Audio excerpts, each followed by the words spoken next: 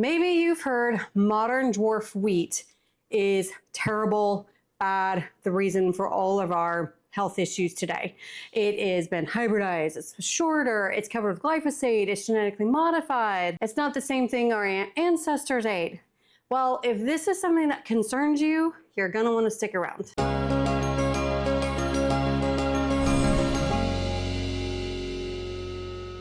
Hey y'all, welcome back to Grains and Grit. My name is Felicia, and on this channel, I teach you all about real whole grains, all from a biblical perspective. I teach you how to be milling your own wheat, baking that bread, the importance of real whole grains, and more. So we need to talk about our modern dwarf wheat, because frankly, like with wheat in general, there's a whole lot of information floating out there on the internet, the news, articles, books, things like that. And as usual, whenever I look at it, we're generally not being given the entire picture. So while I definitely teach you all about real whole grains, this video is going to be an unbiased video about this modern dwarf wheat. Is it bad? What they say about it? What are the actual facts that we need to consider? What are the lies that we may have been told, or at least the misinformation that we've been given? And should we actually be not using our modern dwarf wheat and only consuming our ancient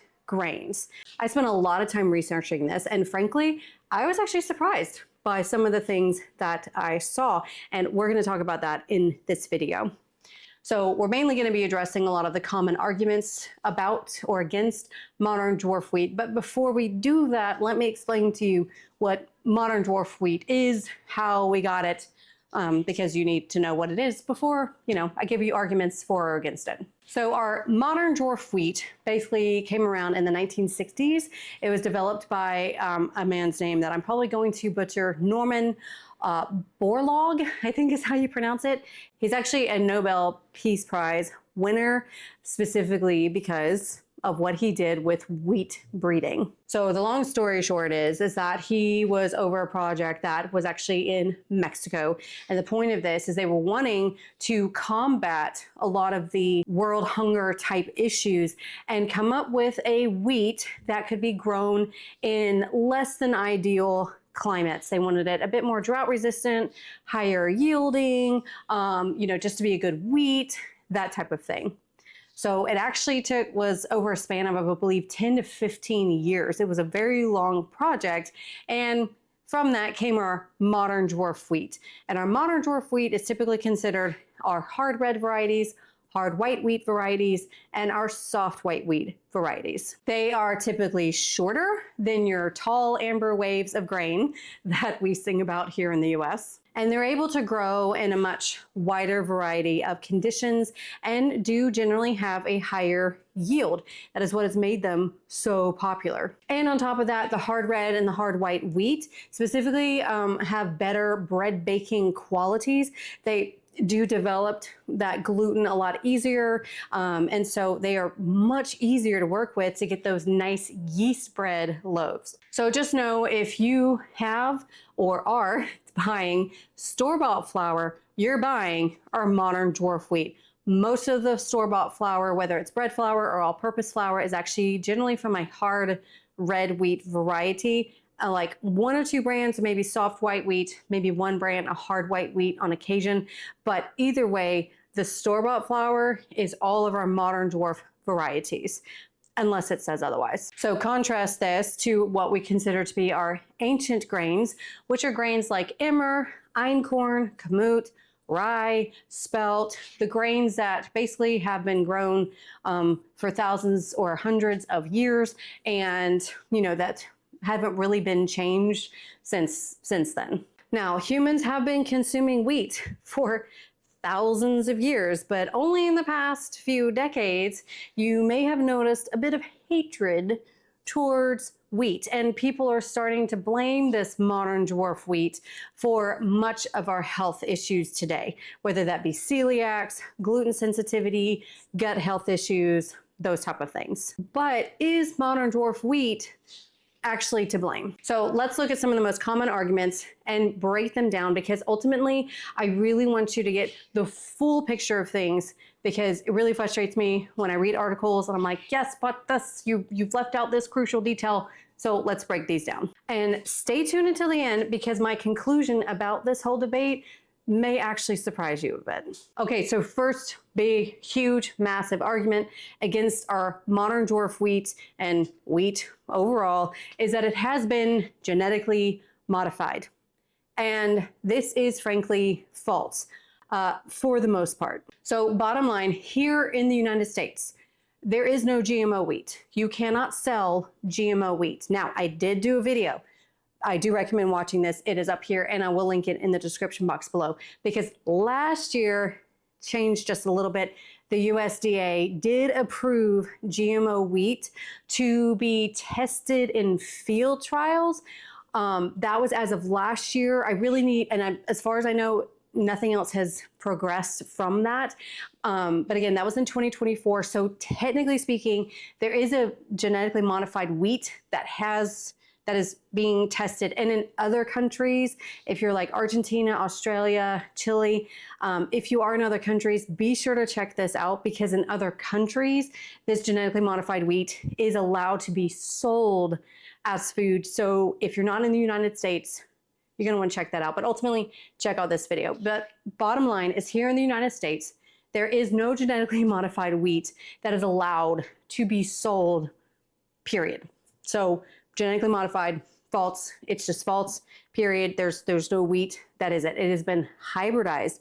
Modern dwarf wheat has been hybridized, which the difference between hybridization and genetically modified is hybridization is where you're breeding wheat to wheat, wheat to wheat, wheat to wheat, wheat to wheat, same species to the same species in order to come up with better results, as opposed to genetically modified is actually inserting foreign DNA into the grain. So hybridization is natural. It's a natural process, or we can use it to our advantage as humans. A little spoiler alert is even einkorn, the ancient of ancient grains, is technically hybridized. There's a wild einkorn and a domesticated einkorn because humans went in and basically bred this einkorn to domesticate it to make it easier for us to use it in our agriculture. And even with our other ancient grains, they are also hybridizations. So hybridizations are not bad.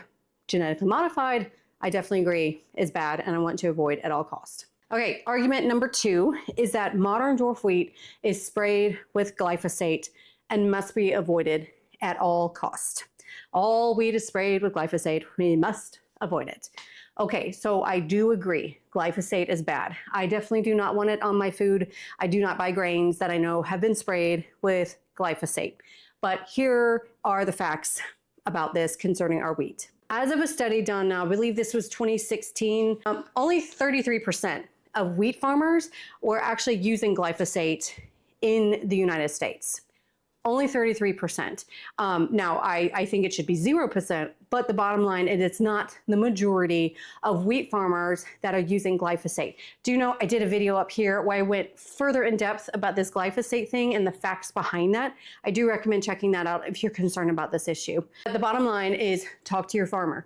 Many farmers, especially when you're milling your own wheat and we have a choice of what farmer to buy, many farmers don't use glyphosate. So this is a question that you just need to ask your farmer that you're buying your wheat berries from to see if they use glyphosate. And just know that, of course, any organic farmer is not allowed to use it, but there are many conventional farmers as well that do not use it as well. It's just a question that you need to ask. So glyphosate certainly is an issue that we need to be concerned about, but not all modern dwarf wheat is sprayed with it here in the United States. And if all else fails, you have organic wheat varieties that are not that much more expensive than conventional. And you have the option of just talking to your farmer to see what they use. This is an issue that can easily be avoided. Argument number 3 is that modern dwarf wheat is less nutritious. And this is where I was a little surprised by this argument, and yet not surprised, because there's many things that are just left out of this argument. So basically, in my research, I did find that modern dwarf wheat, based on studies that have been done, and again, All my sources I will be linking for y'all below so you can check them out yourself. But I actually was surprised that there was a very long-term study that has been done that was comparing grains like in the 1800s to the 1920s to even the 1960s and a bit more present time. And they were noticing that wheat, especially from the 1960s on specifically, was declining in the nutritional value. And it took some digging to kind of find out why. But bottom line, and this is something that honestly kind of makes sense, the reason why the nutrition was going down a bit, and this was like a significant amount, anywhere from 20 to 30% less. And I'll tell you which nutrients in a bit. But so it was significant enough where it caught my attention. But the main reason that they said this was because modern dwarf wheat is higher yielding. There's less nutrition being spread around. So basically you have to spread nutrition around more of the wheat berries, if that makes sense. So for example, if I had 1 cup of water and I had 1 bowl, where that 1 bowl gets the entire cup of water. But if I have 2 bowls, I have to divide that 1 cup of water, and each bowl is going to get a little less water. Same thing with the wheat, is if there's more kernels or wheat berries on the wheat stalk, there's going to be less nutrition per berry because, you know, there's more that you got to spread around. Hopefully that makes sense. Compared to other wheat varieties like your ancient grains, they do not yield as much, but that means there's more of the nutritional value per wheat berry. And specifically the nutrients that they noticed kind of took a hit were more of your trace minerals like your iron, your zinc, your magnesium, your copper, selenium, those type of trace minerals. Now, here's the part that they leave out of this argument that we need to address. And that is, first of all, I do believe that if you're eating a balanced diet, this isn't going to matter as much. Zinc is found actually more commonly in things like eggs, oysters, these trace minerals can be found in other types of food. So I believe, especially, we have the luxury of doing this here in the United States, where I don't think anyone is solely relying on wheat for their nutritional value. So as long as you're eating a balanced diet, I'm pretty sure that that's going to work out. You still get the fiber, the B vitamins, and the vitamin E, even from this modern dwarf wheat, which are really excellent and actually more of what whole grains are known for, not as much as their trace minerals. But yes, it is true that ancient grain varieties were kind of showing higher amounts of these trace minerals than our modern dwarf wheat. But here's also another thing, that's kind of some information that you need to know about as well. If you are a gardener, you already know this, and that is nutrition starts with the soil. If you have optimal, healthy soil, you're gonna have healthier crops. And it's the same when it comes to wheat. I do believe that even if you take an ancient grain, say kamut, and you put it and you plant it in poor soil, it is not going to be as nutritious as, say, a modern dwarf wheat planted and grown in the most optimal, nutritious soil. So hopefully that makes sense. So this is, again, we're going back to knowing your farmer. What are they doing to their soil? Are they using regenerative farming practices? That's a key word you need to remember. Regenerative farming practices where they're really emphasizing the nutritional value of their soil, because the more nutritious the soil is, the more nutritious the plant is going to be. So that tends to be something that they leave out. But it is something that I did find surprising in my research, and something to consider. Okay, so speaking of getting to know your farmer and wanting to get the most nutrient-dense wheat as possible, let's talk about today's sponsor, and that is 4 Generations Organic Farms. They do grow this modern dwarf wheat, but they are my go-to hard red and hard white wheats that I absolutely love. But here's what I love about them that distinguishes them above other farmers, and that is that they are organic farmers, so no glyphosate, no GMOs, nothing like that. But they are also regenerative farmers, which means that they're really taking care of the soil. I've actually been to their farm up in Oklahoma, and it was such an amazing experience for me. And I learned a lot. Like, for example, Bob, who is the owner of it, mentioned that he had just purchased some more acreage and he was just going to plant oats that first year because the oats are adding in certain nutrients to the soil that will make the wheat more nutrient dense whenever he grows the wheat in the field later on. So those are just practices that these type of farmers use, which I think is really cool because even though they're growing that modern dwarf wheat, it is excellent, delicious, clean wheat that is grown in the most optimal conditions, I think, you can do. So be sure to check them out. Just go to grainsandgrit.com/4generations. Got a coupon code for you to save 10% off your first order. Thank you so much to 4 Generations Organic Farm for sponsoring this video and for being excellent farmers as well to give us the best wheat berries possible. Okay, so number 4, one of the biggest things that is just completely omitted from this argument, no one talks about, is that they never distinguish if you are talking about store-bought flour or milling your own flour yourself, meaning you're starting with the wheat berry, you're milling it at home and baking that bread, and it's truly whole grain.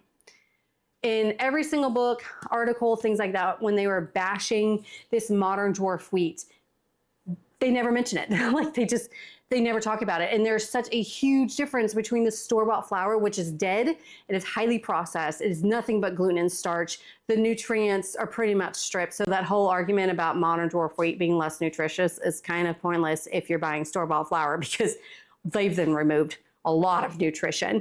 When you remove that bran and germ, you've removed the fiber, the B vitamins, the vitamin E, so many good beneficial nutrients for us. And this is just the one thing they never talk about because ultimately, at the end of the day, it is not the wheat that's really the problem, it's the flour.